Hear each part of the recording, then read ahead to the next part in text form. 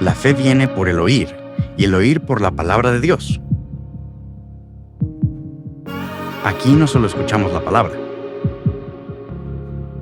la vivimos. Prepara tu corazón.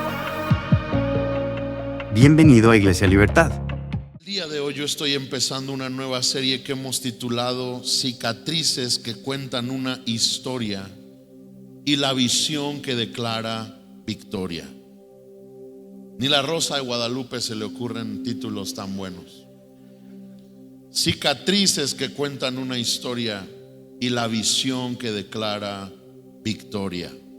Y la meta de esta serie es platicar acerca de valores eternos que el Señor nos ha dado como iglesia de fe, como iglesia de Cristo, a lo largo del desarrollo de una visión.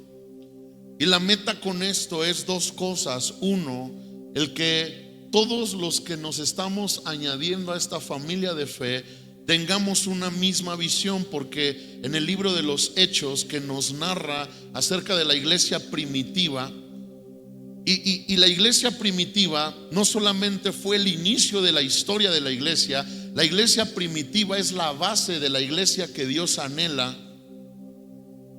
para la iglesia de Cristo. El libro de los Hechos no nos cuenta cómo inició la iglesia, el libro de los Hechos nos narra cómo debe vivir la iglesia. Y una de las cosas que Hechos dice es que esta iglesia tenía todo en común, incluyendo una visión.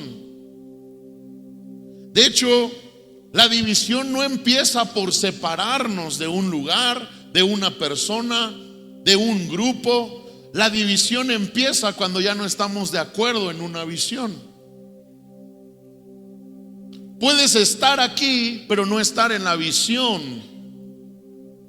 Puedes seguir con tu esposo, pero ya no compartir la visión.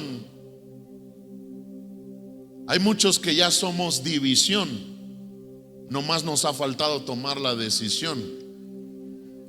Y la meta de esta serie es hablar acerca de la visión que como familia de fe tenemos, pero también animarte con la visión que Dios te ha dado a ti.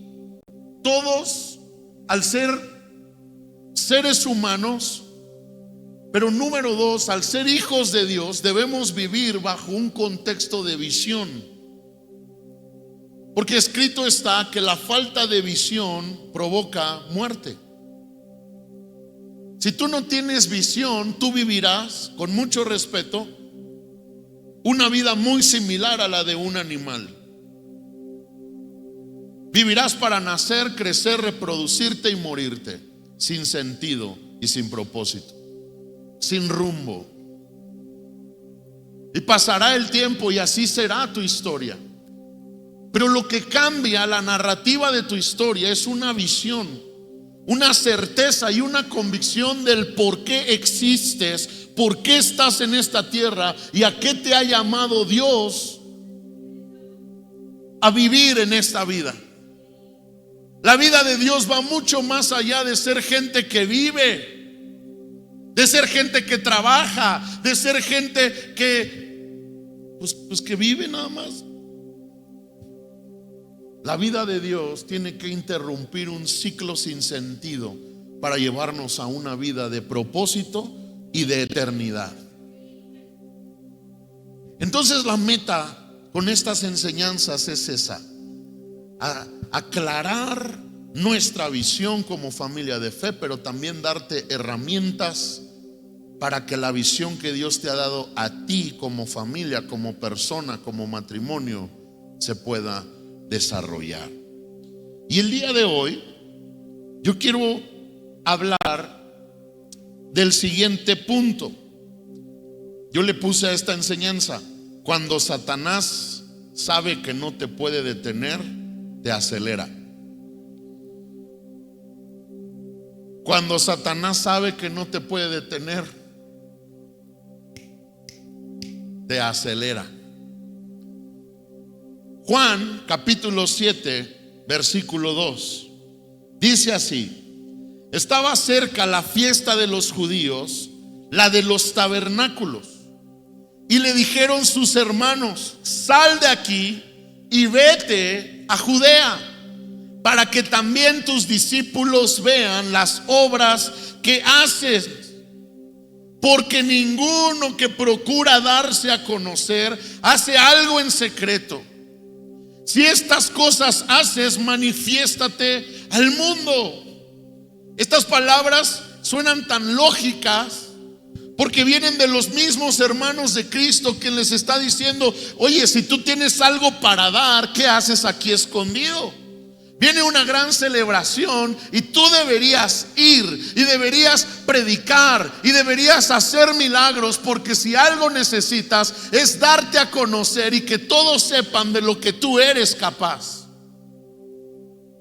Que todos vean el llamado que tienes, quién está contigo y el poder que tienes. Ahora, estas palabras suenan bien bonitas, pero tristemente estos pasajes terminan diciendo: porque ni aún sus hermanos creían en él.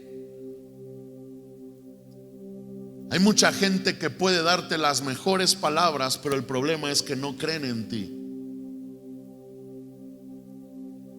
Hay muchas personas que pueden impulsarte: deberías hacer, deberías ir, deberías atreverte. El problema es que ni ellos mismos creen en ti.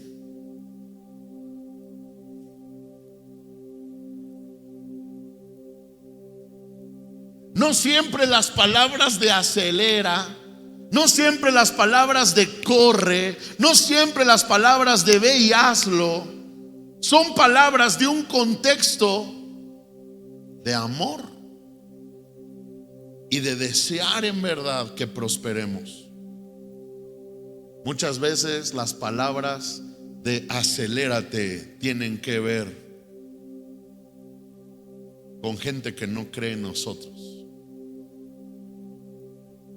Y eso le dijeron a Jesús. Ahora Jesús respondió en el versículo 6 diciendo: entonces Jesús les dijo: mi tiempo aún no ha llegado, mas vuestro tiempo siempre está presto. Y Jesús está hablando de dos clases de tiempos. Número uno, mi tiempo. ¿Cuál es mi tiempo? Jesús está hablando de su tiempo, lo que nos enseña que está el tiempo de Dios. Pero número dos, el tiempo de la gente. Y Jesús está diciendo: para ustedes el tiempo siempre está presto. Es decir, ustedes siempre viven en una urgencia. A ustedes no los mueve la voluntad del Padre, a ustedes no los mueven los tiempos de Dios, a ustedes los mueve la urgencia. Y qué impresionante, porque Jesús entonces se da cuenta: sus tiempos no son mis tiempos. Iglesia, cuidado con vivir bajo la presión de un tiempo que no es el de Dios. Cuidado con vivir en un tiempo que es contrario muchas veces a los tiempos de Dios. Y Jesús mismo se da cuenta y Él sabe: no, lo que ustedes me están diciendo ni tiene una buena intención, y número dos, no viene del Padre. Así que gracias por su consejo, pero no. Esto nos enseña también cuando su amigo Lázaro se enferma y a Jesús le avisan. Me encanta la respuesta de Jesús, porque la respuesta natural, de sentido común, de congruencia, quizás tuvo que haber sido: estás enfermo, pues voy a ir a verte. Pero Jesús dice: no voy a ir ahorita, sino que voy a ir unos días después. Todos esperaban que Jesús fuera en ese momento. Hasta cuando Jesús llega y Lázaro ya había muerto, sus hermanas le dijeron: si hubieras estado aquí, mi hermano no habría muerto. Porque en el tiempo humano siempre va a haber una urgencia de: llega, tienes que venir, tienes que estar, lo tienes que hacer hoy. Si no me prosperas hoy, si no lo haces hoy, si no traes salvación hoy, si no cambias las cosas hoy, si no haces un milagro hoy. ¿Y sabe cuál es la tragedia? Que la impaciencia nos va a llevar a vivir peleados con los tiempos de Dios. Y entonces, qué impresionante, pero Jesús, a pesar de que sabía que iba a incomodar a la gente, no fue a ese lugar.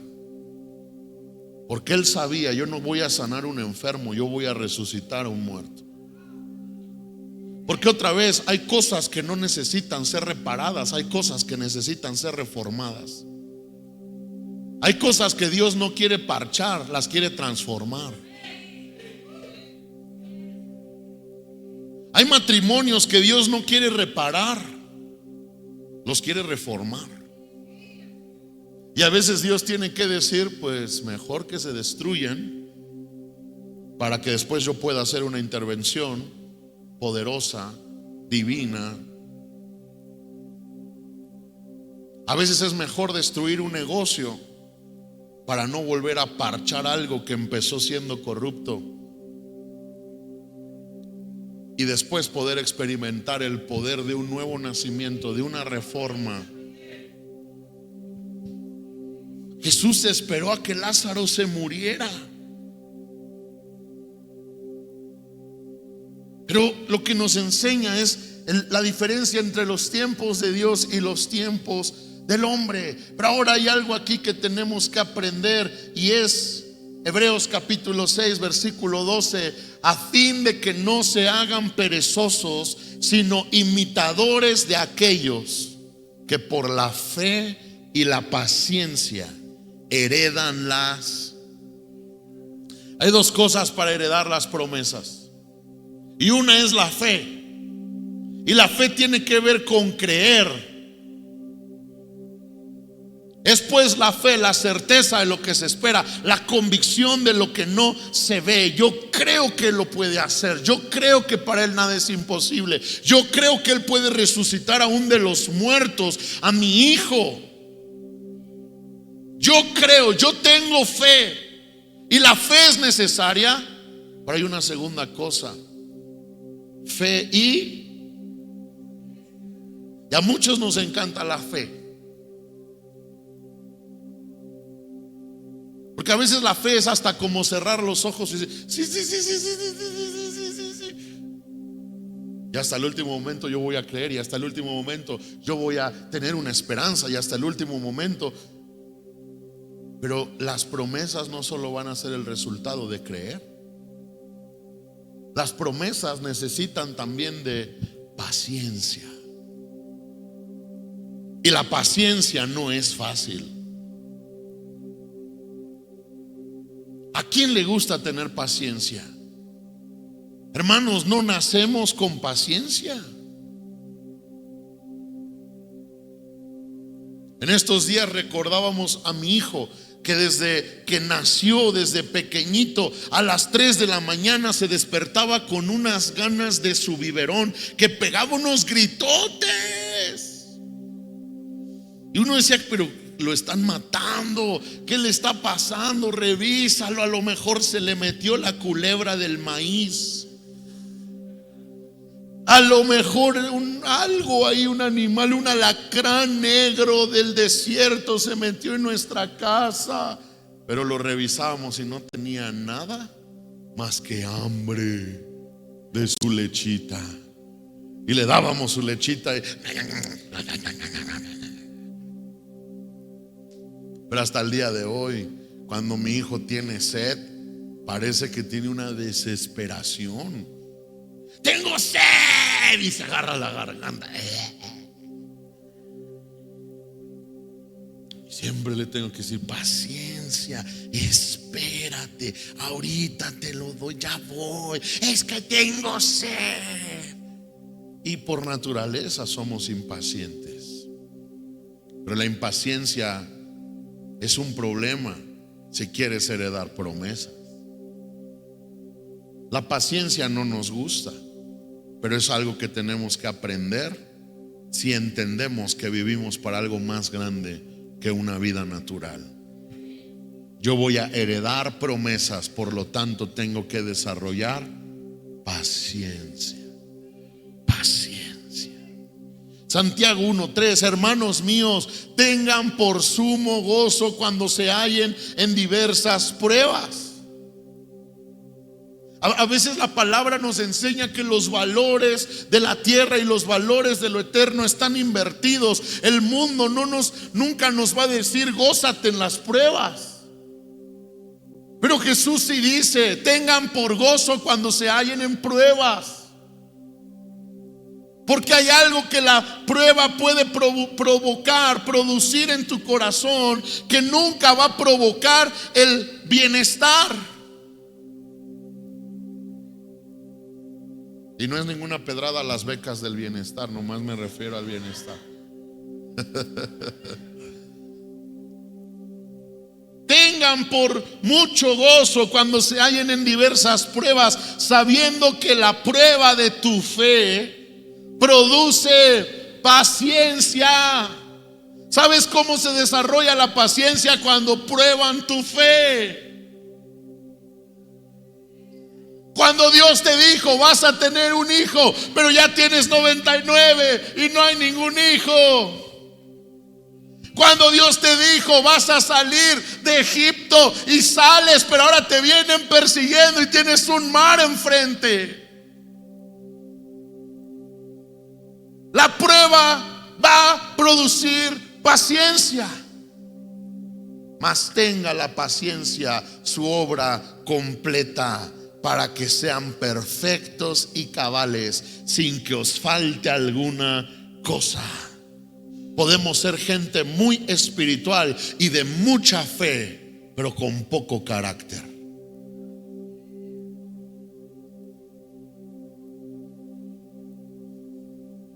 Podemos ser gente que espiritualmente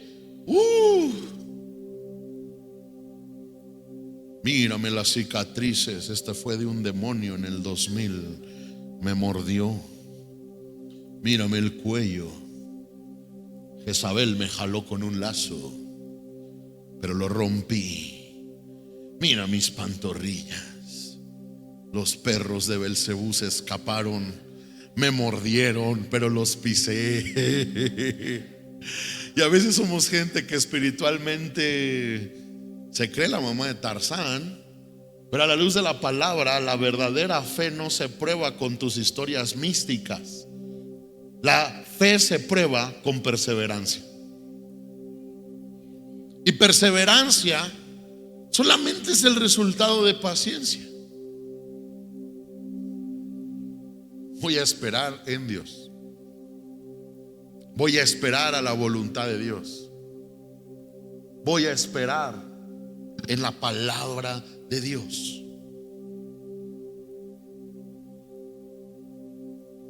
Romanos 5:3 dice, y no solo esto, sino que también nos gloriamos en las tribulaciones. Otra vez, no solamente alégrate en la prueba, tengan por sumo gozo, sino que ahora dice, nos gloriamos en las tribulaciones, sabiendo que la tribulación produce paciencia. Hermanos, no todo en la fe se desarrolla orando. ¿Sabe? Ha habido días donde todo me sale mal, todo sale mal. Y cuando le digo a mi pastor para que ore por mí, me dice, hijo, Dios está trabajando tu paciencia.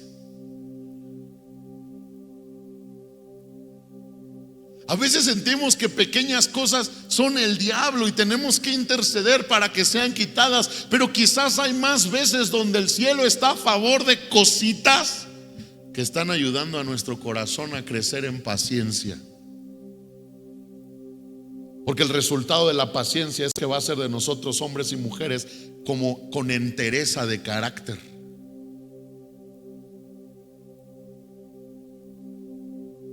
Gente que no es derrotada a la primera circunstancia. Gente que no se cae ante el primer sonido del cuerno. Gente que no es vencida ante cualquier situación. Gente que ha sido desarrollada en una paciencia. Sabemos esperar, sabemos confiar, sabemos depender. Y también sabemos que lo hará. pero hemos sido ejercitados en la paciencia. Paciencia. La tribulación produce paciencia, y la paciencia prueba, y la prueba esperanza, y la esperanza no avergüenza, porque el amor de Dios ha sido derramado en nuestros corazones por el Espíritu Santo que nos fue dado. Hay una diferencia entre la ilusión y la esperanza. La ilusión te lo da cualquier situación. Te ilusiona. Hasta un TikTok te ilusiona. Un video te ilusiona. Un post te ilusiona. Un meme te ilusiona. Cualquier cosa genera que tus emociones se ilusionen. Pero la diferencia entre la ilusión y la esperanza es que la ilusión se vence con cualquier cosa. La esperanza permanece ante cualquier dificultad. Tengo una esperanza. Por eso la palabra dice que Abraham peleó esperanza contra esperanza. Su esperanza es: voy a tener un hijo. La contraesperanza era: somos estériles.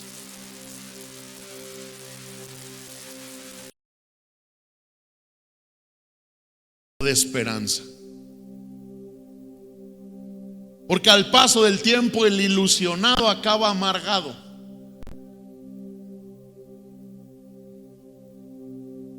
Y así vestidos como, pintados como de payaso, sentados en una silla con nuestros globitos rotos, ¿verdad? Sí. Y tenemos tanta gente hoy que fue vencida en su ilusión. Pero el Señor nos quiere hacer no un pueblo de ilusiones, nos quiere hacer un pueblo de esperanza. Mi esperanza no va a morir, porque fiel es el que me hizo la promesa. Mi Dios no es hombre para mentir, ni hijo de hombre para arrepentirse. Si Él habló, Él lo ejecutará. Si Él lo dijo, Él lo hará. No estoy parado en la ilusión del momento y de la temporada. Estoy parado en la esperanza de la promesa del que vive por los siglos de los siglos. Y aunque todo pase, su palabra no va a pasar. Y si Él me dijo que sería sano, yo voy a ser sano. Y si Él me dijo que sería restaurado, yo voy a ser restaurado. Y si Él me dijo que sería bendecido, yo voy a ser bendecido. Y si Él me dijo que en mí se romperían maldiciones, patrones, ciclos, conductas, en mí se van a romper patrones, ciclos y conductas. Si Él me dijo, es verdadero, porque Él no miente. Él es fiel y verdadero. No es una ilusión, no es una emoción de adolescentes de secundaria. Con respeto a los adolescentes de secundaria, es una esperanza. Pero la esperanza es el resultado de un desarrollo de carácter que me ha dado paciencia. Porque si algo tenemos que aprender de los atributos de Dios es que Dios es eterno. Y si algo entendemos con que Dios es eterno es que Dios no tiene prisa. Puede leerlo usted en la palabra cuántas veces se levantaba una generación que era desobediente, contumaz, rebelde, llena de iniquidad. ¿Y qué hacía Dios? Esperaba a la siguiente generación. Y es aquí donde tú y yo tenemos que aprender esto, o sin darnos cuenta solo seremos una generación más que Dios tiene que esperar a que pase. Porque Dios tiene tiempo. Dios puede esperar. Y Dios dice: y si no eres tú, no te preocupes, yo voy a esperar la siguiente generación. Y si no eres tú, no te preocupes, yo voy a esperar la siguiente generación. Pero el problema con nosotros es que nosotros, en cambio, somos efímeros. Señor, no, por favor. No me dejes ser una generación que vas a tener que esperar a que se acabe para levantar otra. Yo quiero ser la parte de esa generación, aunque soy efímero.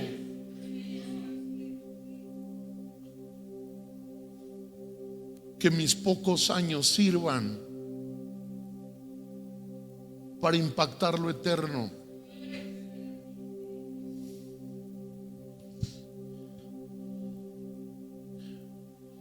Y dice el Salmo 40, versículo 1: pacientemente esperé a Jehová. A veces tú y yo tenemos una urgencia por respuestas. Ya. Pero algo que tenemos que aprender es que Dios no es nuestro sirviente celestial. Dios no es nuestro jornalero. Y Él no está para cumplir los caprichos de nadie. El que ora debe entender que Dios es soberano y que Dios en su infinita misericordia puede hacer lo que Él quiere hacer, pero cuando Él quiere hacer.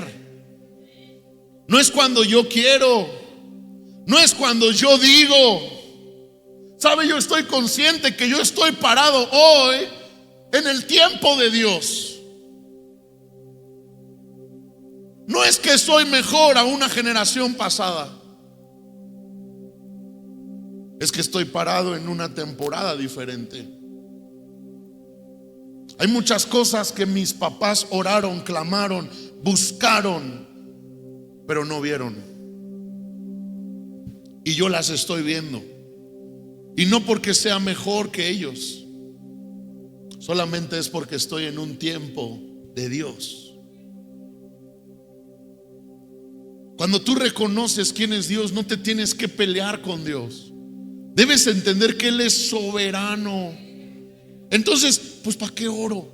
No, sigue orando, sigue clamando, sigue buscando. Y Él en su misericordia puede responder a esas oraciones. Él en su misericordia puede, porque también lo que Dios responde tiene que ver con el bien del propósito. Hay muchas cosas que si Dios nos respondiera en nuestra urgencia, nos haría más daño que bien. Nos mataría. ¿Por qué crees que la tierra prometida, cuando la distribuye Josué, hubo muchas tierras que estaban llenas de bestias y de animales? Y Josué les dijo: las van a ir tomando en la medida que vayan creciendo. Hay muchas cosas que Dios ya nos dio, pero las vamos a tomar en la medida que desarrollamos carácter, que crecemos en revelación, que crecemos en madurez. Pero ya son nuestras. Solo estamos esperando a crecer. Pacientemente esperé a Jehová. Señor, tómate tu tiempo.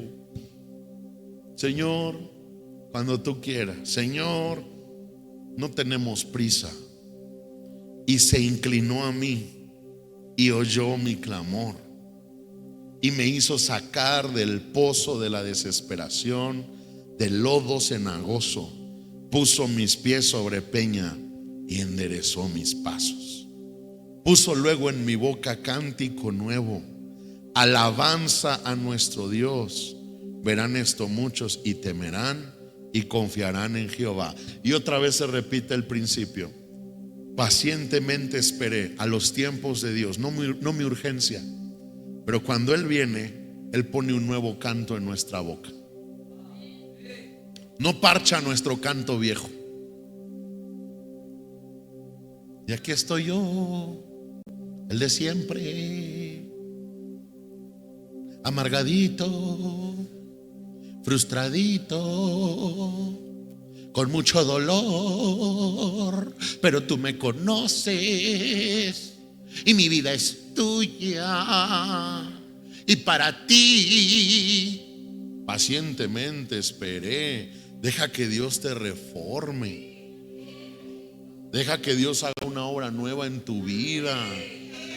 Deja de vivir en la urgencia con parchecitos y empieza a dejar en la paciencia que Él haga una obra nueva en tu corazón. Ahora Lucas capítulo 10 versículo 38 dice: aconteció que yendo de camino entró en una aldea y una mujer llamada Marta le recibió en su casa. Esta tenía una hermana que se llamaba María, la cual sentándose a los pies de Jesús oía su palabra, pero Marta se preocupaba con muchos quehaceres. Y acercándose dijo: Señor, ¿no te da cuidado que mi hermana me deje servir sola? Dile pues que me ayude. Respondiendo Jesús le dijo: Marta, Marta, afanada y turbada estás con muchas cosas, pero solo una cosa es necesaria, y María ha escogido la buena parte, la cual no le será quitada. En el desarrollo de una visión debemos entender que no porque estamos con muchas cosas somos exitosos.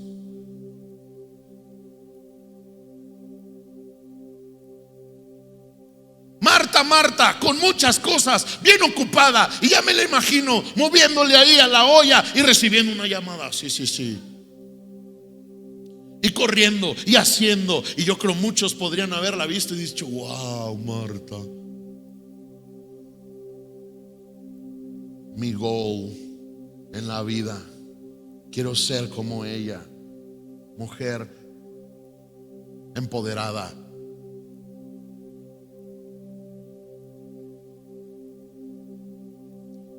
Pero no porque estés con muchas cosas eres una persona plena. No porque seas la persona más ocupada eres una persona plena. No porque seas la persona que más hace eres una persona plena. Marta, Marta, con muchas cosas, pero afanada y turbada. Marta, Marta, súper ocupada, pero afanada y turbada. Muchos hemos abrazado una vida de ocupación, de prisa, de urgencia, y creemos que eso es lo más, que eso es éxito. Creemos que eso es que nos vaya bien. Pero a los ojos de lo eterno muchas veces es una vida de la cual Jesús nos advierte: eso no es vida, eso no es plenitud. Y constantemente tenemos que ver nuestra propia vida y darnos cuenta que Jesús nos está llamando a una cosa. En medio de tanto ruido, en medio de tanta ocupación, en medio de tantas cosas, Jesús nos llama en temporadas a volver a la asignación de una sola cosa: sus pies, su presencia. Todo se tiene que poner hoy en modo avión. No hay nada más urgente para mí que estar a sus pies.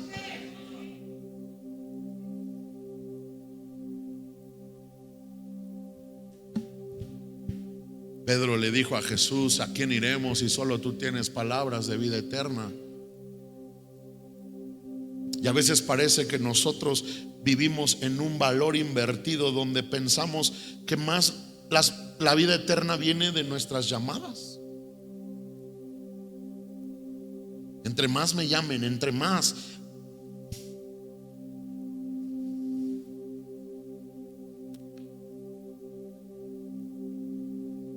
Es que mi negocio depende de que me llamen. Pero aún ahí tú tienes que aprender a darle a cada cosa su lugar y su importancia, porque de lo contrario no eres una persona plena, eres un esclavo de un sistema. No puede ser que estés hablando con tu esposa y todo el tiempo tengas que decirle a tu esposa: espérame, es el chivo. No puede ser que estés en la intimidad con Dios. Y algunos de nosotros ni son los comerciales de YouTube de esos que salen: me visitó la hermana, la misionera no sé qué, Panchita, y tú bien profundo ahí llorando con Dios, y te salen esos comerciales. A veces nos están entre llamadas, y lo peor es que somos gente que hablando con Jesús me dice: Jesús, ¿me esperas? ¿Qué pasó, chivo? Jesús le está dando un mensaje a estas dos mujeres. Estar con muchas cosas no es siempre plenitud. Puedes estar con muchas cosas y ser miserable, vacío, afanado y turbado. Pero no tenemos que victimizarnos. Pobrecito de mí, es que yo estoy con muchas cosas. Pues tú tienes que aprender a gobernar tu agenda. Tú tienes que aprender a decir no, no puedo. A mí mucha gente me llama. Todos tienen una urgencia, todos tienen un demonio, todos tienen una enfermedad, a todos se les está muriendo alguien y todo el mundo está, llame. Pero yo no puedo vivir a la orden de todos. Si yo quiero ser pleno, primero tengo que vivir para oír su voz. Y en segundo lugar, reconocer que la persona más importante para mi vida y a quien debo oír y con quien debo estar conectado es mi esposa. Y en tercer lugar, mis hijos. Todo lo demás puede esperar. Todo lo demás es irrelevante ante una agenda eterna. Y es algo que tú también puedes empezar a hacer. Es que yo, pastor, me necesitan llamar, son mis clientes, ponles un horario.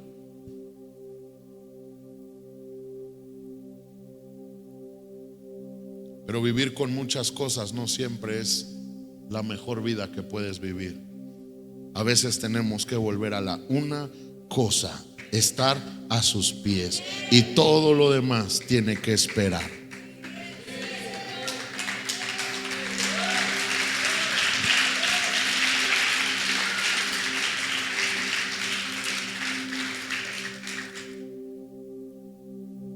El todo del hombre no es desarrollar una visión. Puedes vivir para la visión y estar vacío. Puedes vivir para la visión y estar miserable.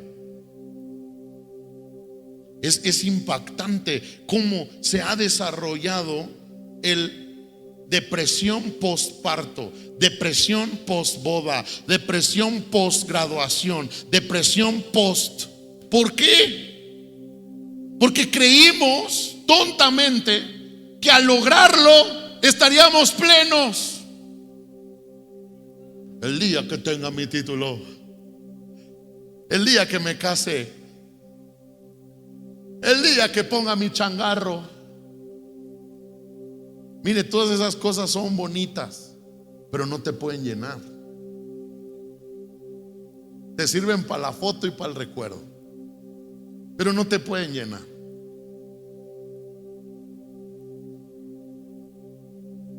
Tenemos que volver a la única cosa: estar a los pies de Jesús. Eso sí me puede llenar.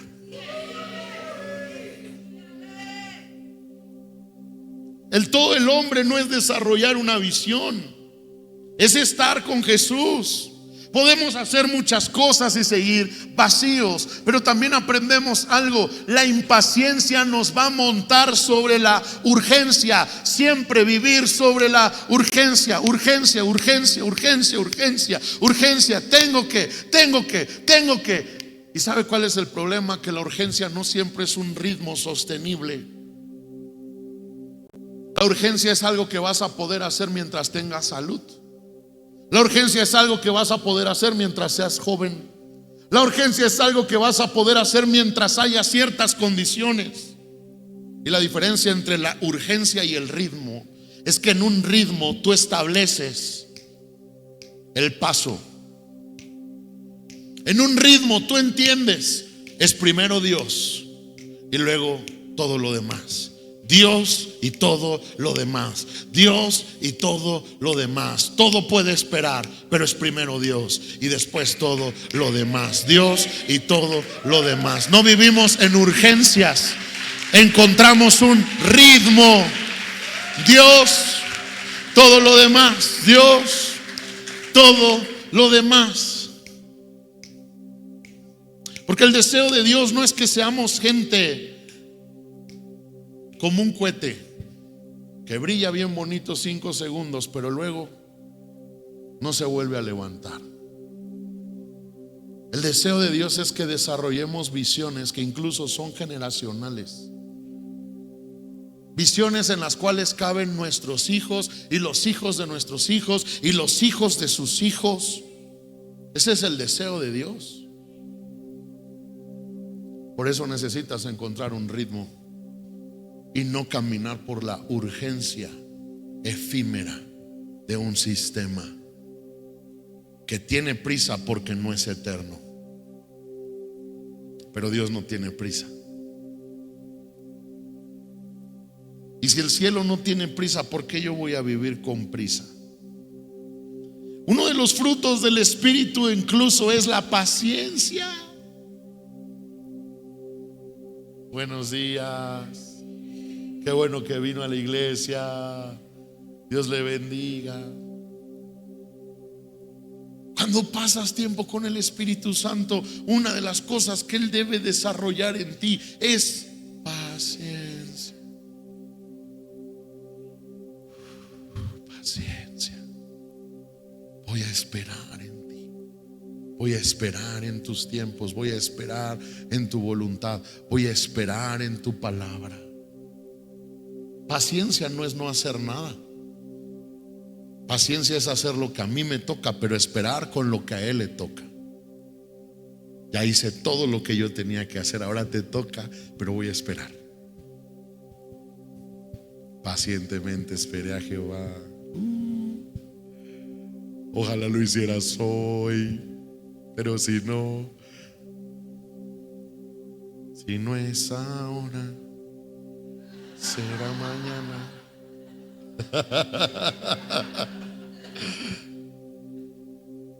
Paciencia. Hebreos 11:39. Y todos estos, aunque alcanzaron buen testimonio mediante la fe, no recibieron lo prometido, proveyendo Dios alguna cosa mejor para nosotros, para que no fuesen ellos perfeccionados aparte de nosotros. ¡Qué pedazo de pasajes! ¿Qué está diciendo Dios? Que Dios no va a hacer todo en una generación. Gracias a Dios, Dios no hizo todo con mis papás. Gracias a Dios, Dios no va a hacer todo conmigo. Gracias a Dios, Dios no va a hacer todo contigo. Porque Dios está diciendo, vamos a esperar a nuevas generaciones que también van a ser perfeccionadas con la paciencia. Este propósito lo voy a usar no solamente para transformarte a ti. Este propósito va a transformar a tus hijos y a los hijos de tus hijos.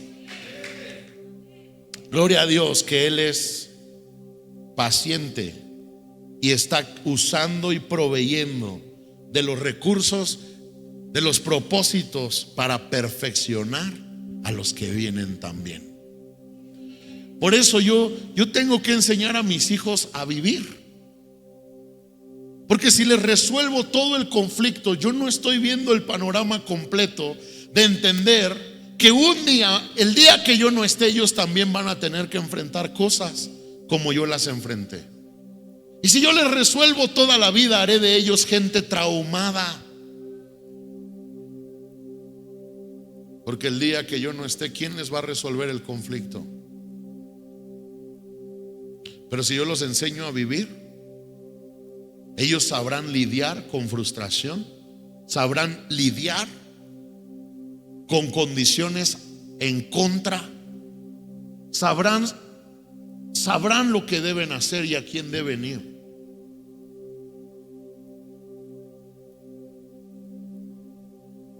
Tú y yo tenemos que desarrollar a una generación, porque su vida no va a ser más fácil que la nuestra. Y Dios es generacional, sí. Y ellos van a tener nuevos retos, sí. Yo estoy convencido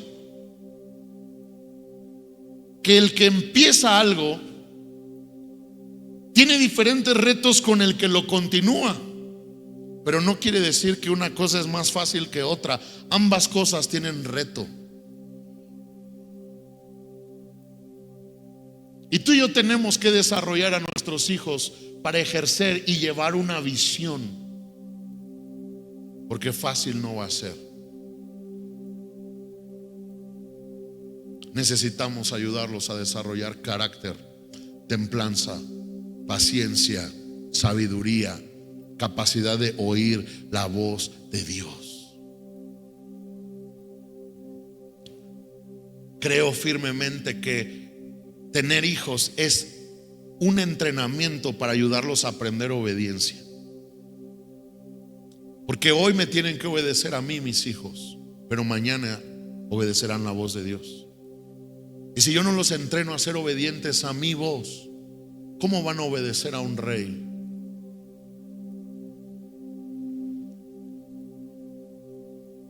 A veces se lo digo así a mis hijos: Alisa, ve por esto, Josías, ve por esto. Y los estoy observando y ya los interrumpió el Hulk, se perdieron. Y después les digo: ¿cómo vas un día a obedecer la voz de Dios si no aprendes a obedecer mi voz? Yo te pedí esto. No podemos vivir justificando a nuestros hijos como si fueran gente retrasada. No son retrasados, tú los has hecho retrasados, y por eso a veces están como están. No obedecen instrucciones, son la gente floja de la escuela, la gente mediocre del sistema. Pero el problema no es que una pulga les picó, es que tuvieron papás con falta de autoridad y determinación en ejercitarlos para una visión eterna. Tus hijos no pueden ser los ninis que un gobierno va a mantener. Tus hijos no pueden ser los ninis becados por un sistema. Nuestros hijos tienen que ser la gente que da trabajo a cientos. Amén. Amén. Pero oblígalos a lavarse los dientes, porque es muy bonito caer en la ilusión: mi hijo conquistará el mundo. Primero que se lave los dientes, y no una vez a la semana, todos los días. Mis hijos lloran cada vez que les ayudo a lavarse los dientes, que estoy ahí. ¿Quieres ser un chimuelo? No. ¡Abre la boca!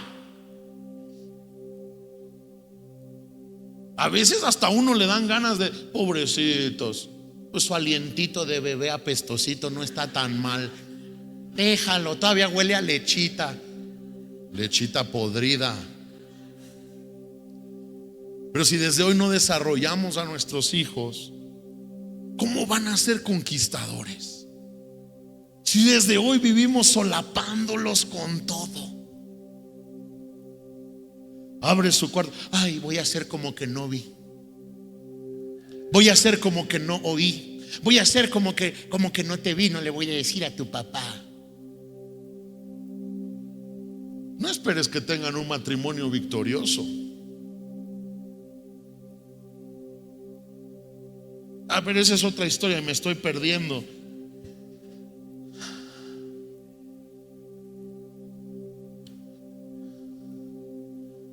Necesitamos entender que los propósitos de Dios no solo me van a perfeccionar a mí, van a perfeccionar también a mis hijos. Por lo que yo también debo entregarlos, entrenarlos, prepararlos. Hijo, yo me voy a morir, pero sigues tú.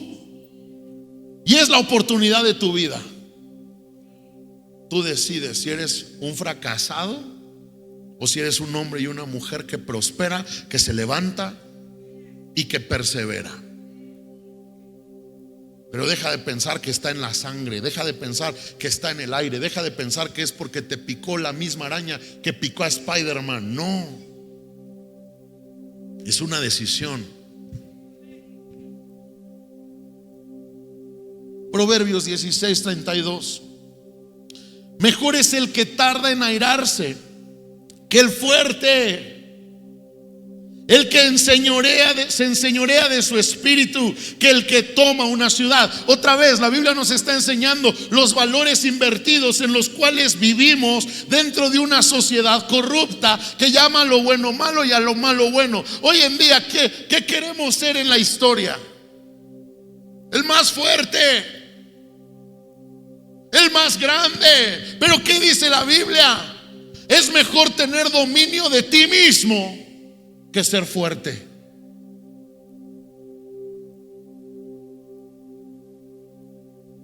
Es mejor controlarte a ti mismo que conquistar una ciudad.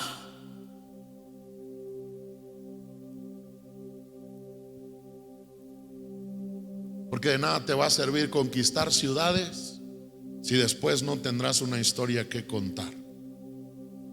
¿Por qué? Porque morimos presos de nuestras propias pasiones. Mira a Sansón, tan fuerte y tan débil, tan grandote y tan chiquito.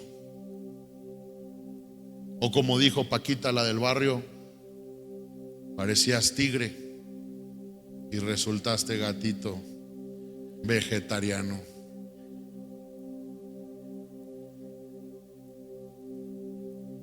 Hoy en día la sociedad te dice: sé el más fuerte, sé el más grande, sé el más impactante, sé el más apantallador. Pero la Biblia dice: mejor sé el que se controla a sí mismo.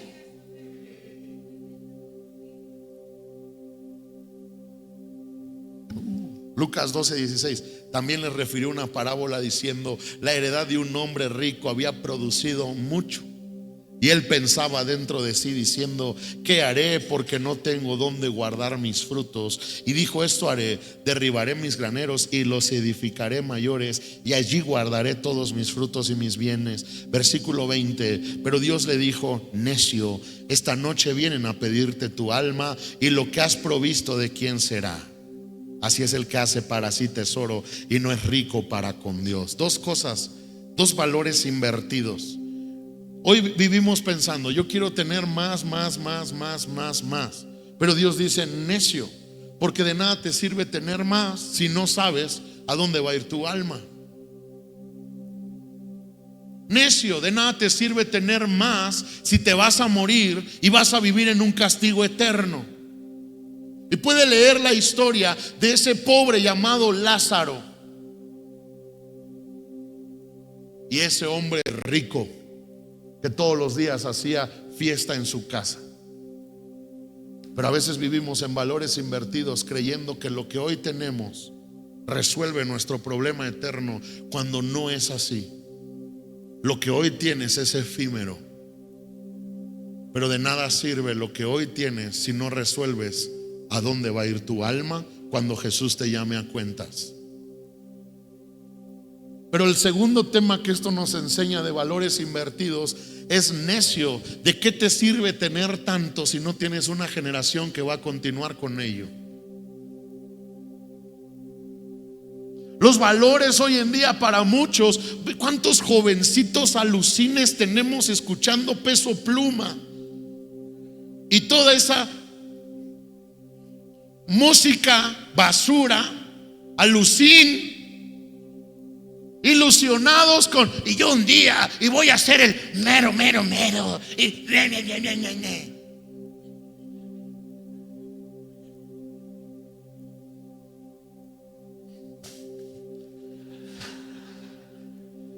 mocosos. Ya no le voy a decir lo que pensé, pero tenemos un montón de chavitos creyendo, trabajando, pariente, a todo lo que haga, viejón, para tener el trocón y después el casón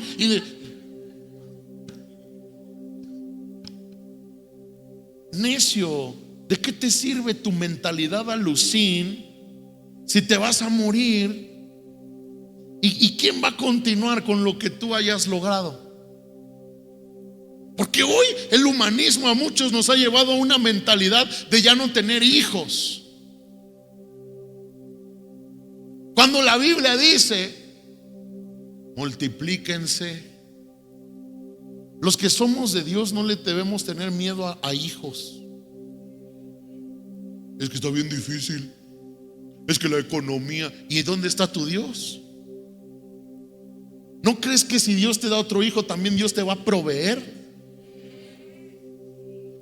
En verdad me encanta ver familias que tienen más hijos. Y no crea que yo ya me rendí, yo quiero tener más hijos.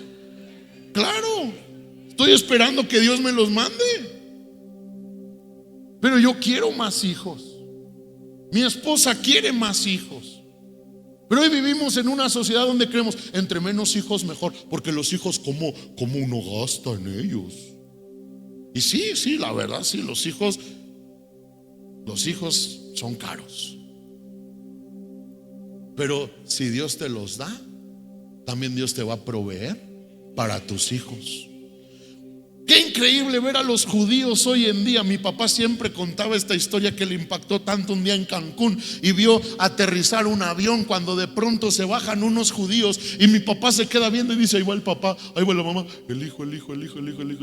Él contó 10 hijos y todos viajando en avión de Tel Aviv a Cancún.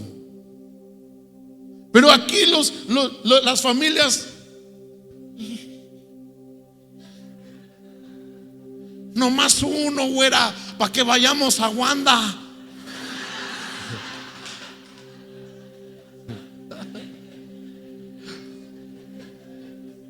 Nomás uno, mija, y ojalá sea niña para que le heredes tu ropa. Ya de 4 generaciones. A veces dejamos ver nuestra pobre ignorancia en que no estamos descansando en un Dios que si nos da oxígeno, ¿sabes que el oxígeno es mucho más caro que cualquier ropa que te puedas poner? El oxígeno es mucho más caro que cualquier zapatos que te puedas comprar. El oxígeno es mucho más caro que cualquier carro que pudieras conducir. ¿Y quién te lo da? Si te da el oxígeno, si te da la vida, ¿no te va a dar también la capacidad para mantener a los hijos que vendrán? Necio, ¿de qué te sirve trabajar si ni siquiera tienes una generación que va a continuar con lo que tú estás trabajando? Y esa estirpe cree, ya no hijos, ahora perrijos. Y ahí tienen a Canelita que encontraron en el basurero, a Pánfilo que recogieron en Moroleón.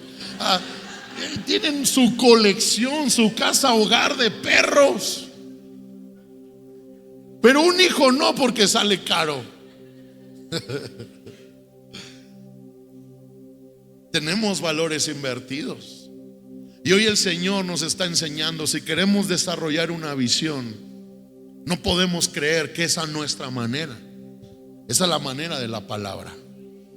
Porque Dios está soñando no solo con tus 80 años, Dios está soñando con los 80 de tus hijos, los 80 de sus hijos, los 80 de sus hijos, los 80 de sus hijos. Y Dios dice: al paso del tiempo, sí, puedo desarrollar una visión con ellos y en ellos.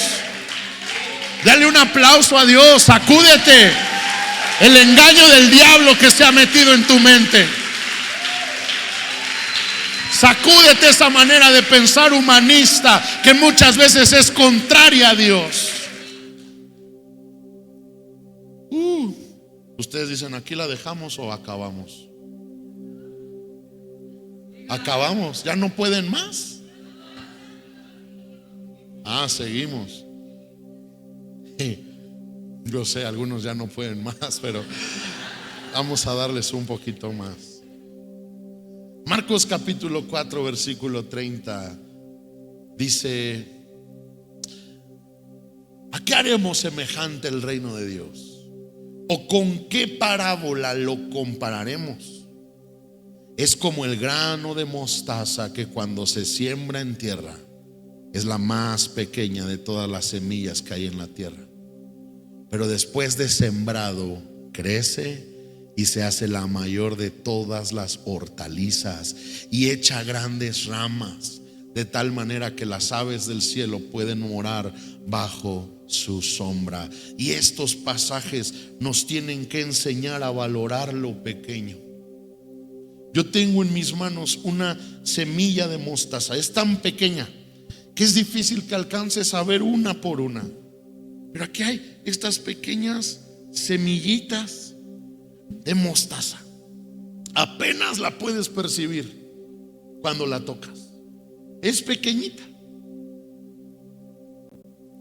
Y esta es una semilla de mostaza. Y si nosotros la plantamos, esta semilla, dice la Biblia, es la más pequeña de todas, pero llega a ser de los árboles más grandes que puede haber. Y esto nos tiene que enseñar una lección. Y la lección es no menospreciar lo pequeño. Que hoy sea pequeño no quiere decir que un día no será grande. Todos nosotros quizás hemos tenido hijos o los vamos a tener, y que hoy sean pequeños no quiere decir que un día no serán grandes. Muchos de nosotros estamos iniciando una familia y nos hemos enfrentado a toda clase de obstáculo, reto, dificultad. Pero que hoy sea pequeña no quiere decir que siempre será pequeña. Muchos de nosotros hemos decidido creerle a Dios y hemos empezado con alguna visión que Él ha puesto en nuestras manos, una visión de un negocio, un emprendimiento. Pero que hoy sea pequeña no quiere decir que siempre va a ser pequeña. Todo en la vida empezó siendo pequeño, insignificante. Pero si lo siembras, si le echas agua, si lo cuidas, lo pequeñito puede llegar a ser grande.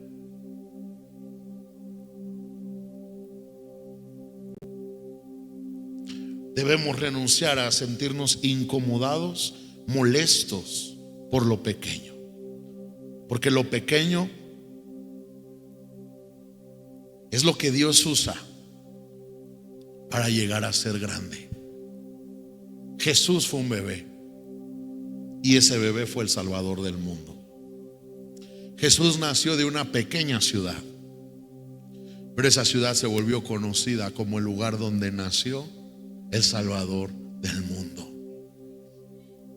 No puedes menospreciar lo pequeño.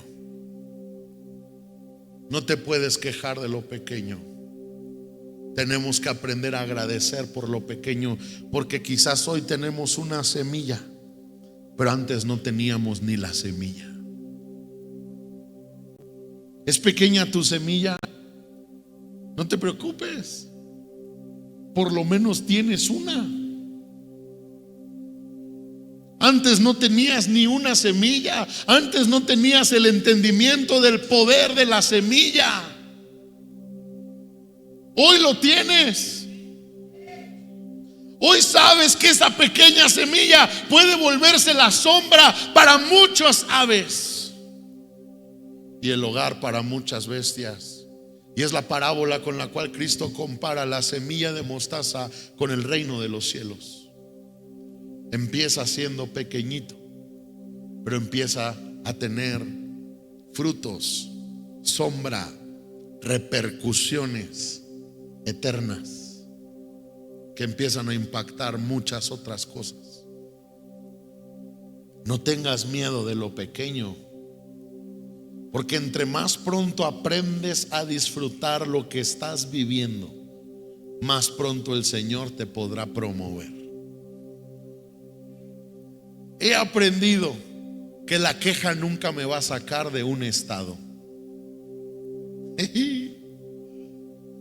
Recuerdo hace algún tiempo que yo salía de cada reunión de la iglesia y me quejaba de todo, hasta de ustedes. De todo me quejaba.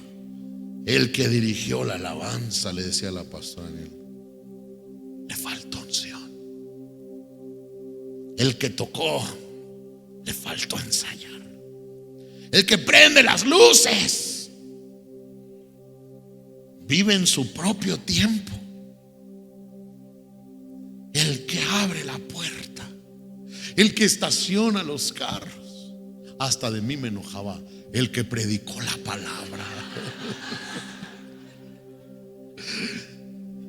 Y todas las veces yo me quejaba y me quejaba y me quejaba y me quejaba. Y un día mi esposa, la pastora Aniel, me dijo: Shalom, ¿y no te has dado cuenta que ya hiciste todo para cambiar todo lo que te molesta, pero aún así todo te sigue molestando? Porque yo me esforzaba cada fin de semana por ya no se va a repetir esto, vamos a corregir esto, vamos a hacer esto, y me esforzaba, pero aún así me seguía quejando. Y ella me dijo: ¿no será más bien que tienes que aprender a agradecer por lo que Dios te está permitiendo ver? Porque probablemente nunca vas a ver lo que quieres ver si no aprendes a agradecer por lo que Dios ya está haciendo.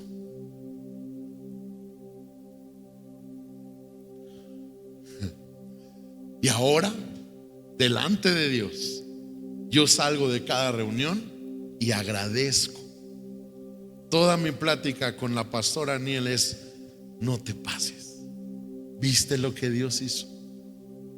¿Viste cómo el Señor nos sostuvo? ¿Viste la gracia y el favor de Dios? ¿Viste?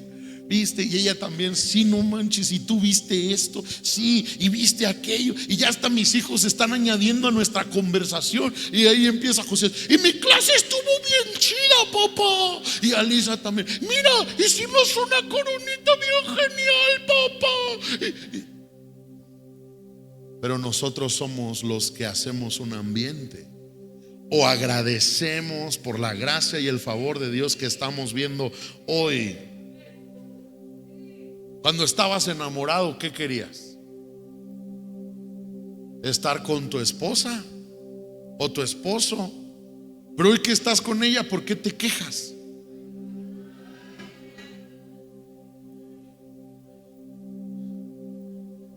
Cuando no tenías carro, ¿qué querías? Padre, una navecita que nos mueva. Pero hoy que tienes tu navecita, ¿por qué te quejas? Cuando no tenías casa, ¿qué clamabas? ¿Qué orabas? ¿De qué te quejabas? Pero hoy que tienes casa, ¿por qué te quejas? Cuando no tenías una iglesia, te quejabas. Pero hoy que tienes una iglesia hecha a tu medida, ¿por qué te quejas? A veces tenemos que recordar constantemente de dónde Dios nos sacó. El otro día yo pasé una noche con Jesús y llegué como 2, 3 de la mañana a mi cuarto. Y al otro día le dije: ¿quieres ver lo que Dios me habló a la pastora? Y le enseñé mi iPad y solo decía: gracias. Gracias por el honor que me das de poderte servir. Gracias por mi esposa. Gracias por mis hijos. Gracias. Le dije: eso es todo lo que me pasó una noche. Entendí que era un hombre que tenía muchas razones para agradecer. Y constantemente tienes que entender que cuando no cambias la queja por agradecimiento, Dios no te podrá cambiar de estación. Te tocó hoy estar en el foso de los leones. Gracias porque no me comieron. Gracias porque estoy aquí y sigo vivo. Te tocó estar en el horno de fuego. Gracias porque no me quemó. Te tocó estar en el agua. Gracias porque no me ahogó. Gracias. Te tocó pasar una dificultad. Gracias porque no me quedé sin comer. Gracias. Gracias porque todavía tengo algo que poner sobre mi cuerpo. Gracias. Siempre tendrás razones para agradecer o para quejarte. El agradecimiento te acelera. La queja te estanca. Y a veces Dios dice: híjole, ¿ya cuántos años lleva el brother de la Iglesia Libertad ahí en la cárcel? Ya 12, Señor. Y ya está dando gracias. Está bien enojado. Híjole. Déjenlo un añito más. Y escucha, Dios no tiene problema con el tiempo, porque Él es eterno. Pero tú y yo, si no aprendemos a agradecer, nos podemos quedar en la misma condición que solo era de paso. La podemos hacer una estación de vida. Es que solo tenías que quedarte ahí un mes.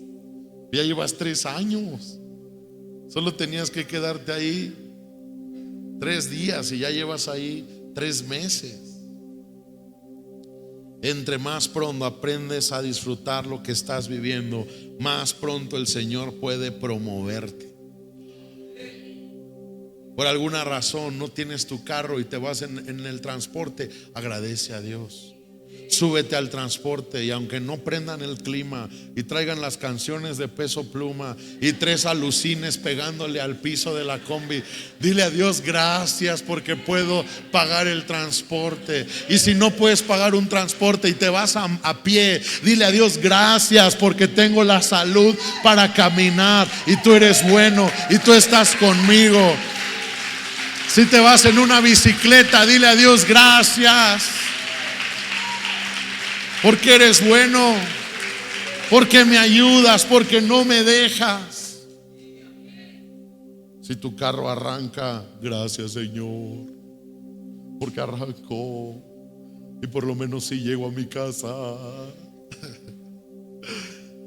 Tú decides cómo vives cada día, haciendo de tus días una celebración de gratitud o una queja. Pero tú tienes que aprender a, en medio de esta gente vacía que todo el tiempo a veces entran a tu tienda, está bien bonita, pero el día que tires esas bardas,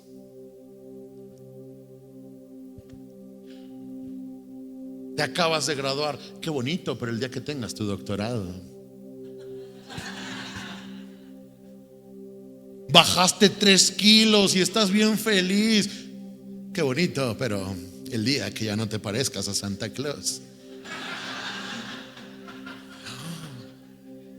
Tírenlo por favor por ahí. Están tan vacíos en su alma que quieren poner sobre ti su miseria.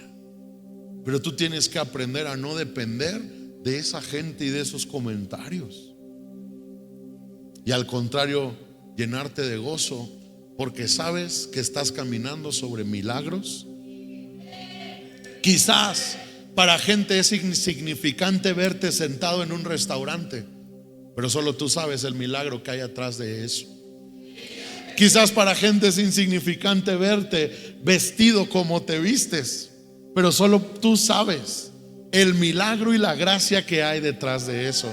Quizás para gente es insignificante ver a tus hijos como los ven, pero solo tú sabes que solo Dios pudo haberte dado esa gracia, esa paz, esa sabiduría.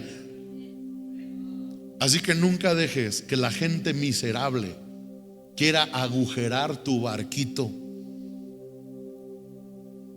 Tú tienes que reconocer y recordar: estoy pleno, lo tengo todo, y no hay nada más que Dios tenga que hacer para ganar y tener mi alabanza, mi corazón, mi fe y mi amor. Él ya lo hizo todo por mí y yo estoy completo. Voy a correr esta visión con paciencia y con fe. Quiero terminar Isaías 30:15, porque así dijo Jehová el Señor, el Santo de Israel: en descanso y en reposo serán salvos. Descanso y reposo, en quietud y en confianza será su fortaleza. Valores invertidos de lo eterno. ¿Quieres ser salvo? Descanso y reposo. ¿Quieres ser fortalecido? Quietud y confianza. Y a veces Dios nos invita a rendirnos, a humillarnos, a, como dice aquí, descansar, reposar, abrazar la quietud, la confianza, para que el milagro sea hecho solo por Él. Para que sea evidente que no fue mi afán, no fue mi capacidad, fue su gracia, fue su intervención. Haz lo que tienes que hacer, pero espera en Él.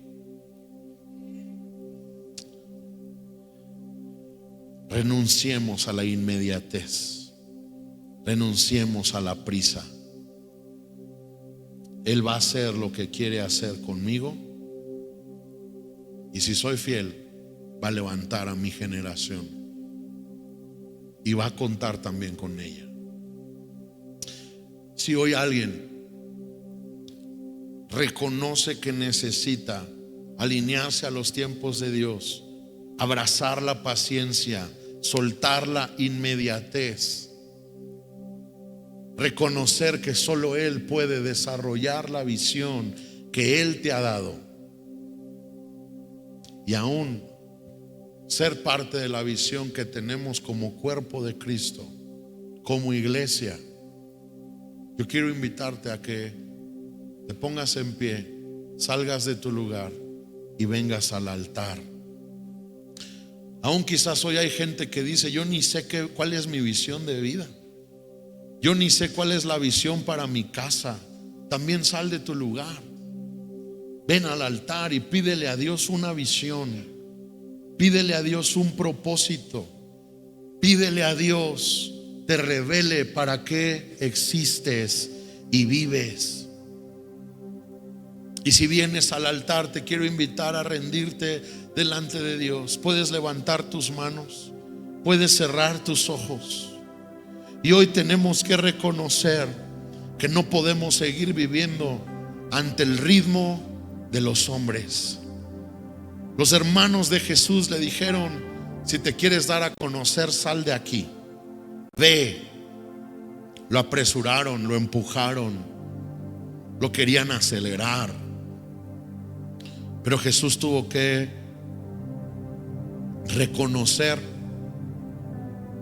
ustedes viven, para ustedes siempre es tiempo, pero hoy reconozco que mi tiempo no ha llegado. Jesús, revélanos tus tiempos, porque la urgencia nos hace creer que tú eres nuestro sirviente celestial, que tú eres nuestro jornalero, que tú estás para atender a mis oraciones urgentes ya. Cuando a la luz de la palabra vemos que tu mejor amigo puede estar enfermo y aún así tu plan es más grande que solo sanarlo. Señor, hoy renuncio a la inmediatez, hoy renuncio a una vida que me ha llevado a vivir en la urgencia. Dile al Señor: ayúdame. Dile al Señor: dame gracia. Hoy reconozco que la visión que me has dado o me quieres dar no se va a desarrollar solamente con mi vida, se va a desarrollar con la vida de mis hijos y sus hijos y sus hijos y sus hijos. Tú quieres hacer algo generacional, tú quieres hacer algo que exalta tu nombre, tú quieres hacer algo que impacta mi ciudad, que impacta mi estado, que impacta mi país, que impacta mi mundo. Pero también hoy reconozco que tú no tienes prisa, tú eres eterno.